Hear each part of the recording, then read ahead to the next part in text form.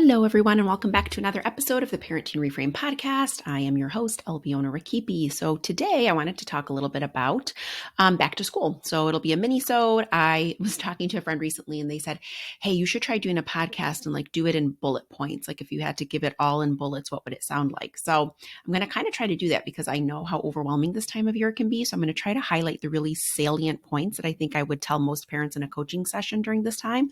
And hopefully it brings you a little bit of peace or calm, at least as we approach the school year and get our kids ready to go back to school. Depending on the state that you're in, I'm in Michigan, so most kids go back that last week of August or after Labor Day. It tends to be a big push in Michigan to send kids back to school after Labor Day because we have a big kind of economy around the Great Lakes, and a lot of people vacation through Labor Day. So summer break hasn't ended quite yet, but I know for a lot of my clients who are on or in different states, their kids are already going back to school in mid-August and even in early August in some cases. So let's jump into it. Back to school. First things first, I want you to really consider and think about your own stress level. And the reason I say this is because kids often feed off of what we are projecting, feeling, experiencing. Remember, I've said this a million times, kids sense and feel more than they see and hear. So what does this look like? Let's say you have a child who's really anxious about going back to school, or maybe you have a child who struggles to separate, or maybe you just have a child who doesn't love school and now you're approaching this back to school time. And what starts to happen for the parent is we start to experience a lot of our own anxiety around the distress that we know our children are going to experience, particularly if they're in those categories that I just described. So if we don't process that, and if we don't sit and work through that, what starts to happen is our responses to our kids, our body language around school, our actions around back to school start to shift in really subtle ways, but our kids pick up on it. So what does that look like? Maybe one of our kids says something like, oh, I hate school. I wish it could be summer break forever. And let's say this is the child that you know is going to fight you tooth and nail on that first day of school. Because you're already in a stressed state about this, even if it's subconscious, you're already kind of worked up about it. It wouldn't be uncommon in that moment for you to snap back and go, well, school's important. It's important that you go to school. Those are our responsibilities. We jump right into a reactive state rather than really thinking about what are they communicating in that moment? How can I help them feel seen? It doesn't mean you have to agree, right? But we can help them feel seen. We can connect the dots for them. But when we're not managing or looking at our own stress around something or our own anxiety around something, what starts to happen is it spills over into the way that we're reacting to our kids about the thing that they're unhappy about.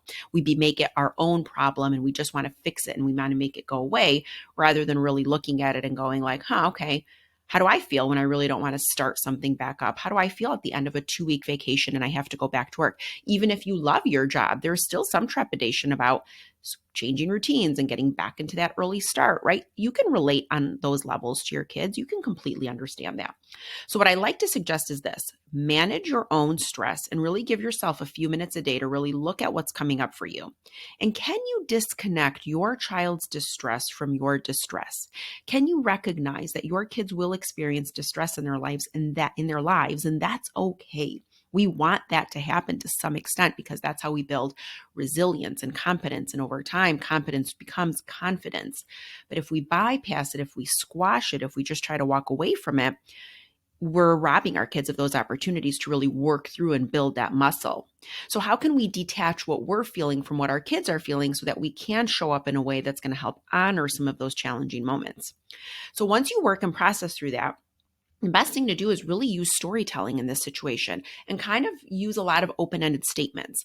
So when my kids were younger, when they used to kind of him and haw about oh, I don't want to go back to school, or I hate it when summer vacation ends, or whatever the case is, instead of being reactive toward that and really kind of biting back and saying, well, we have to, and really kind of laying down the law more or less, what I used to kind of do was just go, you know what, I remember when I was a kid too, I didn't like when summer break ended. I remember feeling that way in August when I knew it was almost time to start waking up early again and that my days weren't going to be wide open. I get that feeling, Yeah.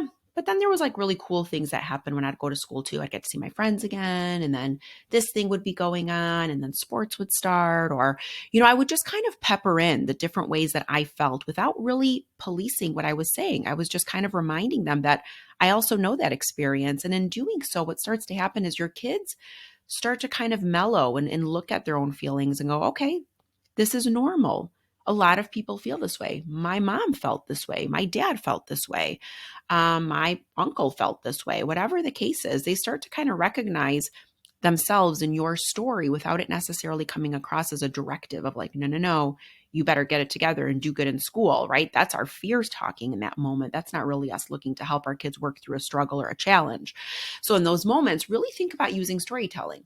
And even if your child isn't expressing a lot of anxiety or stress around going back to school, even if you just had those conversations really generally and openly and just kind of see where it lands. Like, how do you guys feel about it? You guys excited? Are you guys feeling a little bit nervous? Or, it's really natural. I mean, when I do something new or I have a new class or I remember feeling nervous or if I go to work and things are completely different, change can be hard sometimes. So I totally get that. And just really be there, make it an available space for them to say what they need to say. Even if they're like, well, I don't want to leave you and I'm going to be so sad and I'm going to cry. Just be like, I get that. I'm going to miss you too. But you know what? I'm really excited for you to go back to school and I'm going to go to work while you're at school, or I'm going to be doing A, B, and C, and you're going to be safe and you're going to be great and you're going to get through it. Like I would just kind of let them have their feelings and their emotions about it without necessarily working at trying to correct it, but also not allowing it to completely take you down and feel guilty in the process. Or like I said, feel kind of really snappy and reactive if they're saying things like, I hate school.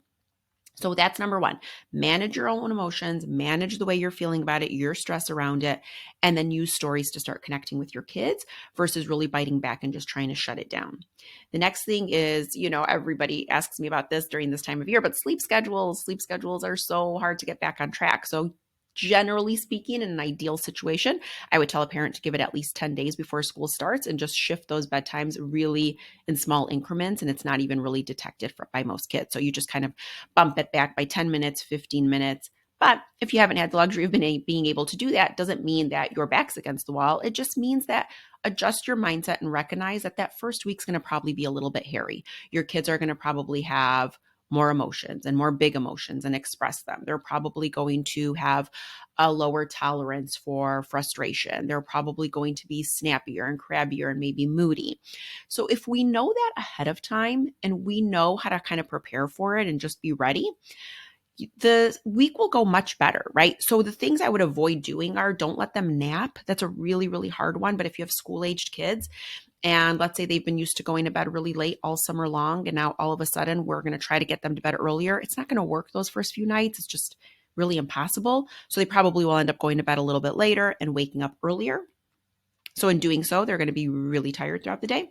And we know that tired kids are usually not the happiest kids. So give them space to kind of feel what they need to feel, but recognize that really working through that sleep schedule is going to be the most important thing you can do for them. So don't take the bait. Don't fight with them about everything. Don't get totally swallowed up by their big emotions. Keep yourself calm.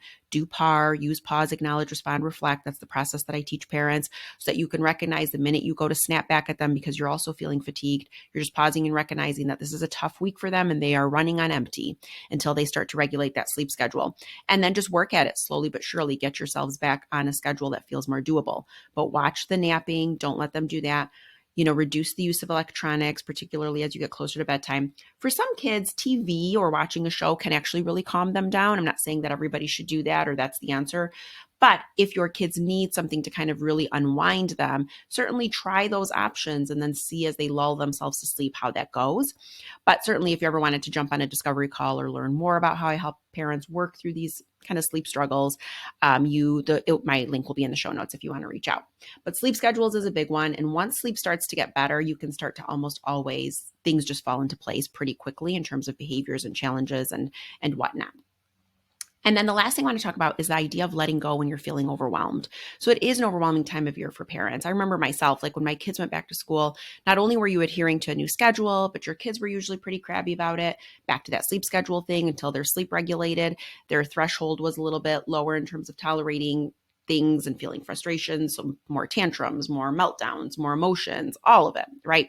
The other piece of it too is like the school piece of it. There was always a million emails I had to respond to, and then things you have to go to and meet the teacher and the open house and send in a million materials with your kids every single day about an About Me bag or this poster or that. And it just feels so overwhelming.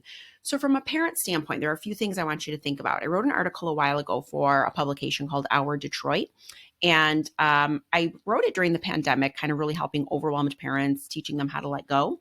And it still stands true, the principles that I outlined in that article. So I'm just going to share them here really quickly, but I'll also include that in the show notes if you ever wanted to dive deeper, take a look at what the article says specifically. So number one is really get clear on your priorities. And this changes all the time. So the best way for me to really do this is I do what I call a rear view mirror test. If you're familiar with author Light Watkins, he teaches something similar and it's called the 10-year test. And what you do is you sort of envision yourself 10 years from now, or 5 years from now, or even 2 years from now. And you look back at this exact moment that you're in and you really ask yourself, what do I want to remember about right now, about this day, about this time in my life? Are you really going to sit and think about the fact that your kitchen was in perfect order, or that all the laundry was folded and put away, or that, things were quote unquote perfect? Or are you going to want to remember the way your kids felt, or that you walked away from a messy kitchen and sat and played with your kids for 30 minutes because you knew that was going to really help make the day go a little bit better? Or maybe you decided to go out for a walk because that's what you really needed in that moment, not to necessarily bog yourself down with more things to do. So it really helps remind us of the bigger question, which is, what do I need? This is often a question that most mothers in particular will walk away from or won't really sit and listen to. It's really important that we ask ourselves this question, that we do it frequently. So that's number one. Do that rear view mirror test and get really clear on your priorities. Number two, I want you to give yourself permission to break the rules. When we have changes in routines, it's hard on our kids and it's hard on us. So instead of giving yourself more things to think about doing or parenting really rigidly, I want you to kind of say to yourself, like, hey, maybe every meal this night isn't going to be the healthiest. Or maybe we're going to get carry out more times this week than we normally would. But that's going to really help me to free up my time. So that's one less thing I'm thinking about. Or maybe I'm going to take off. I'm going to save a couple of PTO days and I'm going to make sure to take them off in that first week because it's going to help me ground. And in order to be more grounded I am, the more calm and anchored my kids will be. Recognize, like, what are the areas where you can kind of bend the rules a little bit and you don't have to stick so hard to sort of these schedules that we sometimes adopt, or these to-do lists that we think we absolutely have to do. Maybe bedtime's going to look a little bit differently. Maybe you're going to look at some of the battles that you normally have with your kids, let's say around screen times or things like that. Maybe you just decide, like, not this week. This week isn't going to be the week that I'm going to lay down a whole new set of rules around screens and homework and all. Maybe I'm just going to ease into it. So give yourself permission to break the rules. Where are you finding that it feels really rigid and controlling? And where can you kind of let go a little bit? And also just be able to maintain, what's being asked of you. And the last thing is, I want you to think about doing check-ins. Check-ins are really important. What I mean when I say a check-in is that, like, every day or every week, I want you to think about what works and what doesn't. What do I need and what don't I need? And go back to that rear view mirror test and really ask yourself, what am I expecting this week to look like? What do I really need to focus on? Once you get really clear on that, it becomes really easy to let go or say no to the things that you can say no to. Instead of just saying yes all the time and walking through it blindly, you're going to be a lot more aware. You're going to circle back to, like, the 3 things that are a yes in terms of priority. And then you're going to look at everything else and kind of go, like, that's not priority this week. So it's no problem if I say no to this family member that I can't commit to doing the thing I do usually with them. Or maybe I clear my schedule on this day and this day because I know that that's not what's really being asked of me right now. Or maybe I carve out a little bit of time for myself because I know that the stress level is going to be a lot higher this week. Nonetheless, whatever that answer is, you have to just really sit still and get really quiet and ask yourself, what do I need? You can also do this reflectively. So you can look back at a week and say, what worked and what didn't? What could I have said no to that I actually said yes to out of pressure or feeling like I had to? Once you start to cultivate this practice, it starts to get really easy in terms of figuring out how you want to use your time. And what I like about it the most, at least in my own life, I found this to be true, is that you start to practice intentionality, which is awesome because now we're intentional with the things that we're doing. Meaning when I say yes to you about something, it's a full yes. I'm fully committed. I'm excited. I'm all in. I'm 100% committed. And when I say no, it isn't personal. It's just that not right now. It's just not what I need right now. And then that's okay. So really recognizing those things and getting really clear is such an important way to really put your time back together and get through some of these crazier weeks like these back to school times. So I hope that helps. If you ever wanted to dive deeper or learn more, certainly come on over and send me an email and maybe we can set up a time to talk. But for now, I will leave you with those and wish you a lot of luck in this very, very hectic time. And hopefully your kiddos will adjust pretty quickly to this back to school. And hopefully everyone has a great school year. Until next time. Thank you so much for joining me today. If you liked what you heard, don't forget to subscribe, rate, and review this podcast wherever it is that you're listening right now. And what really makes my day is if you share or recommend the podcast to a friend. It is the greatest compliment. If you have not already, head on over to theparentingreframe.com where you can subscribe to get my weekly newsletter, Parenting Skimmed. 10 sentences delivered to your inbox every Thursday to help you parent and live a better life. It's for the parent who constantly told me, I just don't have time to read. Make sure to come and say hi to me on Instagram at theparentingreframe. My DMs are always open and I love hearing from you. Until next time, this is Albiona.